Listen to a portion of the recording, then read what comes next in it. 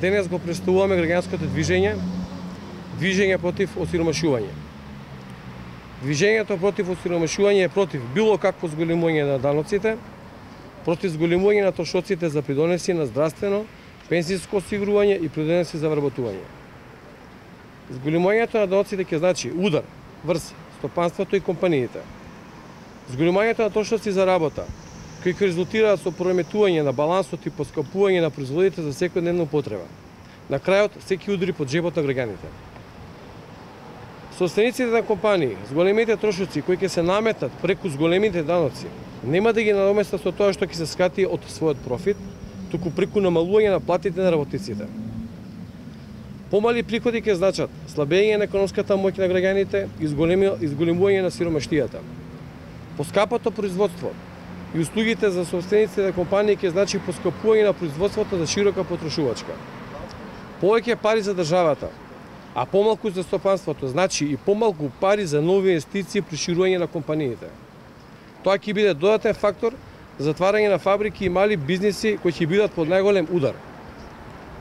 Зголемите даноци ќе стимулираат даночна евазија, односно избегнување на плаќање на даноци, односно стимулирање на сивата економија. Кога имаме сива економија, слаби е бизнисот и државата. Тоа ќе придонесе и за помали приходи од даноци од страна на државата, како првична тенденција било да се има поголеми приходи преку поголеми даноци. Поголемите даноци ќе придонесат за намален профит и профитот ке компаниите и неатрактивност ке странските инвеститори, кои многу лесно ќе се лоцираат во други држави. Дополнително тоа ќе значи и затварање на постојани странски инвестиции кои веќе работат во државата или нови отпуштања, односно намалување на бројот на вработени. Што нуди владата на Република Македонија, а движењето е против? Владата во својата програма предвидува зголемување на персоналниот данок на доход со две променливи стапки од 10% и 18%. Персоналниот данок сега е 10%. Се зборува за воведување на прогресивен данок, односно зголемување на данокот на добивка, кој исто така сега е 10%, односно 0% ако има реинвестирана добивка.